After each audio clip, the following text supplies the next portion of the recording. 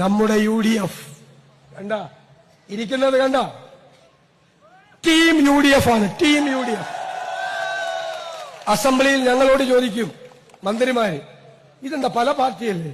പക്ഷെ ഒരു പാർട്ടി പോലെയാണല്ലോ. ഒരു പാർട്ടി പോലെയാണ് ഇപ്പൊ UDF. ഒരു പാർട്ടി. നിലമ്പൂർ ഇലക്ഷനിൽ എന്നോട് ചോദിച്ചു എല്ലാവരും, ഇതെന്താ ഒറ്റ പാർട്ടിയാണോ UDF? ഇന്ത്യയിലെ മുഴുവൻ മുന്നണി സംവിധാനങ്ങൾക്ക് മാതൃകയാണ് നമ്മുടെ ടീം UDF.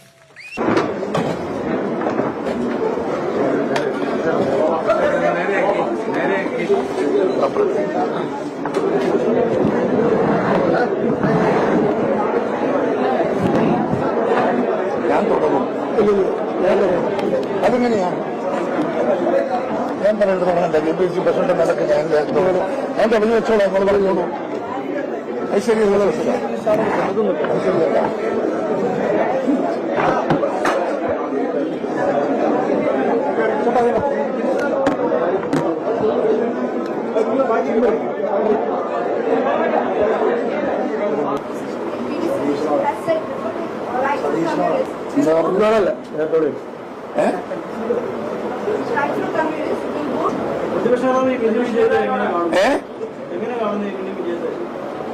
പ്രസിഡന്റ് പറഞ്ഞിട്ടില്ല.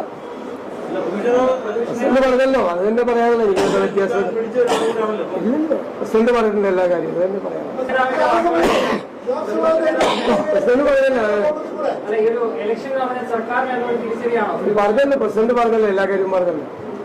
ഞാൻ പിന്നെ എന്താ പറയണത്? എല്ലാ കാര്യവും പ്രസിഡന്റ് പറഞ്ഞല്ലേ, അതിന്റെ പറഞ്ഞല്ലോ.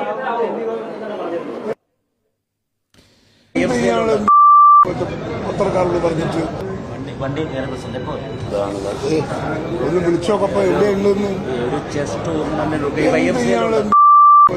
പത്രക്കാരോട് പറഞ്ഞിട്ട് എന്തൊരു മോശമാണ്.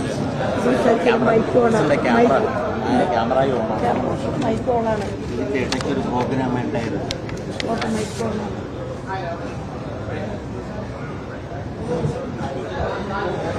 കൂടെ ഇരുന്ന് പാരവടിയുന്ന ഏർപ്പാട് അവസാനിപ്പിക്കേണ്ടവർ അവസാനിപ്പിക്കണം. സംസ്ഥാന പ്രസിഡന്റിനെ കാണുമ്പോൾ അഖിലേന്ത്യാ പ്രസിഡന്റ് മടിക്കുത്തഴിച്ചിടുന്ന പാർട്ടിയാണ് എന്നൊക്കെ ഞങ്ങൾക്ക് നാളെ പറയേണ്ടി വരും. പക്ഷെ ഇപ്പൊ ഞാൻ പറയുന്നില്ല. വെറുതെ ഈ ആക്രാന്തം കാണിക്കരുത്. ഉള്ളതൊക്കെ 4 കിട്ടിയാൽ പോരാ 5 വേണം, 5 കിട്ടിയാൽ പോരാ 6 വേണം. ഇതൊക്കെ പറയുമ്പോൾ ഒരു കാര്യം ഓർക്കണം, 2004ഉം 2006ഉം ഒക്കെ ഒന്ന് ഓർക്കണം. ഇപ്പൊ ഇവിടെ തന്നെ ഈ ചില ആക്രാന്തങ്ങളൊക്കെ കാണിച്ചപ്പോ ചിലന്റെയൊക്കെ സെക്യുലർ കാഴ്ചപ്പാടിന് കോട്ടം തട്ടിയില്ലേ?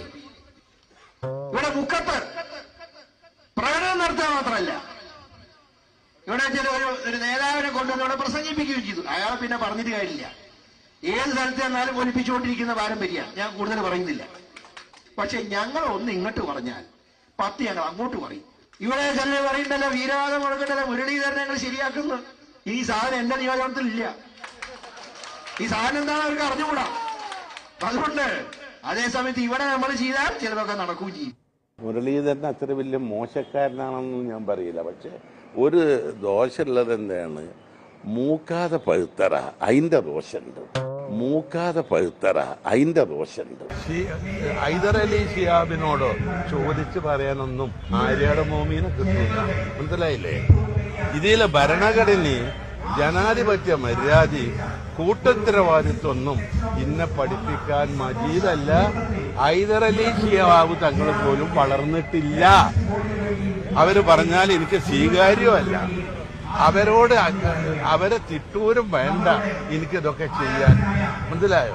എനിക്ക് ശരിയാന്ന് തോന്നിയത് ഞാൻ എന്റെ പാർട്ടിയിൽ പറയും. മന്ത്രി എന്നുള്ള നിലയിൽ ഭരണഘടന അനുസരിച്ച് ഞാൻ സത്യപ്രതിജ്ഞ ചെയ്തതാണ്. എനിക്ക് പറയാവുന്നതുണ്ട്, പറയാൻ പാടില്ലാത്തത്. ഈ മുസ്ലിം ലീഗ് നിലനിൽക്കുമ്പോഴാണ് ഈ തീവ്രവാദി പ്രസ്ഥാനം ഇവിടെ വളരുന്നത്. മുമ്പില്ല. കേട്ടല്ലോ. ആരും ഈ പാർലമെന്റ് തെരഞ്ഞെടുപ്പ് ഒരുങ്ങുന്നു പറഞ്ഞപ്പോ മലപ്പുറത്തെ നരമ്പ് രോഗിയായ ഒരു കടൽക്കടവിന് പിന്നെയും പ്രശ്നം. കേരള രാഷ്ട്രീയത്തിലെ ഈ നരമ്പ് രോഗിയായ കടൽക്കടവിനെ സഹിക്കുന്നതിന് കണക്കില്ലേ?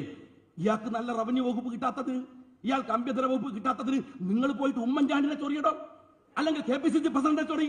അത് ലീഗിന്റെ മേക്കിട്ട് ചൊറിഞ്ഞിട്ടല്ല ഇയാളുടെ നരമ്പ് രോഗം മാറ്റേണ്ടത്. അത് വെറും നരമ്പ് രോഗമല്ല, പല ജാതി നരമ്പ് രോഗമുണ്ട്. ഒരുമാതിരി കേറ്റം ലീഗിന്റെ മേക്കിട്ട് കയറിയാൽ എല്ലാ പുണ്ണും മാന്തി പുറത്തോട്ടും ലീഗ് രാഷ്ട്രീയ പാർട്ടി. മനസ്സിലാക്കിക്കോളാണ്. അത് നേതാക്കന്മാരൊക്കെ ഉദയാർക്കത്തിൽ ഇരുന്നോട്ടെ, അതിനെപ്പറ്റി ആൺകുട്ടികൾ പുറത്തു വരണ്ട്, നമ്മളെ ഇറങ്ങും. അതൊന്നും ആര്യാടന് അത്ര സുഖമുള്ള കേസാവില്ല.